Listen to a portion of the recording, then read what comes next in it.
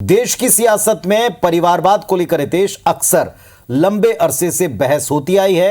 हालांकि तमाम मुखालफत कोई कर ले, दावे कर ले, लेकिन सियासी दल इसका मुंह छोड़ नहीं पाते। बिल्कुल, इंदौर जिले की कई सीटें ऐसी हैं पुनीत, जिनका परिवारवाद से ऐसा नाता है कि पीढ़ियों से भाजपा और कांग्रेस के बीच परिवारों की सियासी जंग देखने को मिलती है। जी, इन सीटों पर दोनों दल वर्षों से एक ही परिवार के सदस्यों को पीढ़ी दर पीढ़ी टिकट देते आ रहे हैं और एक बार फिर से दोनों पार्टियों में इन्हीं परिवारों की तरफ से टिकट की दावेदारी भी हो रही है।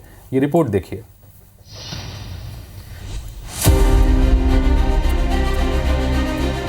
सियासी दल के दिग्गज नेता भले ही परिवारवाद की खिलाफत करते दिखते हों, लेकिन पार्टियां इसके तिलिस्म को पूरी तरह तोड़ नहीं पाई।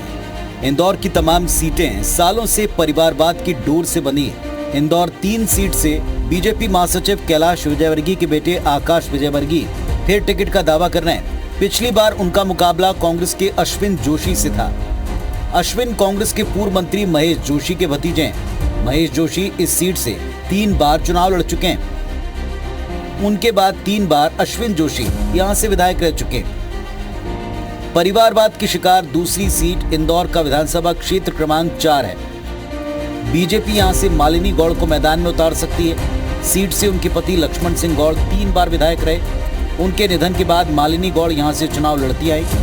उनके मुकाबले में कांग्रेस के पिछले उम्मीदवार सुरजीत सिंह चड्ढा फिर मैदान में उतर सकते हैं। सुरजीत शहर कांग्रेस के पूर्व अध्यक्ष उजागर सिंह के बेटे हैं। उजागर सिंह खुद इसी सीट नंबर 4 से चुनाव लड़ चुके हैं। इसी तरह इंदौर जिले की देपालपुर सीट में भी 2 पूर्व विधायकों के बेटों के बीच लड़ाई है। मनोज पटेल लगातार 3 बार यहां से बीजेपी के टिकट पर चुनाव लड़ चुके हैं। उनके पिता निर्भय सिंह पटेल मध्य प्रदेश सरकार में मंत्री थे। सीट पर कांग्रेस के विशाल पटेल ने चुनाव लड़ा था।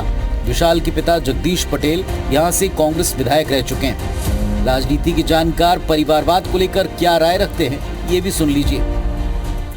राजनीति में बार बार ये बात हो रही है और कांग्रेस और भाजपा का शीर्ष नेतृत्व बार बार इस बात को कह रहा है कि परिवारवाद को हम प्रश्रय नहीं देंगे। लेकिन जो मैदानी सीन है ना, वो स्पष्ट करता है कि राजनीति में ये इंदौर की राजनीति जो है वो परिवारवाद से अछूती नहीं है। दोनों तरफ परिवारवाद के उदाहरण भरे पड़े हैं, लेकिन इस मुद्दे पर एक दूसरे को घेरने में कोई पीछे रहना नहीं चाहता।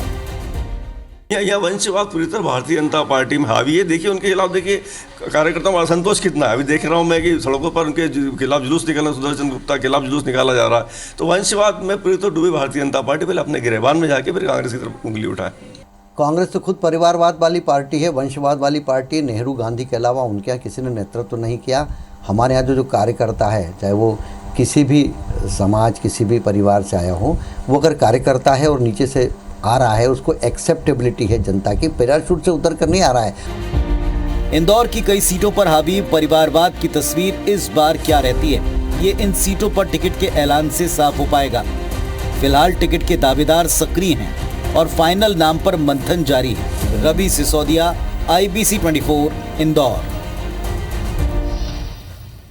चलिए, तो ये आईना दिखाने के लिए काफ़ी है कि आप दूसरों को भले ही कहें कि आप परिवारवाद से दूर रहें, अमुक पार्टी परिवारवाद से ग्रसित है, लेकिन ऐसे ढेरों एग्जाम्पल आपके यहाँ भी हैं। अब ये बात अलग है कि आप अपने परिवारवाद को उनके परिवारवाद से अलग परिभाषित करेंगे। आप उन्हें जनसेवा में वर्षों से जुटे नेता बताएंगे, पर जनता समझदार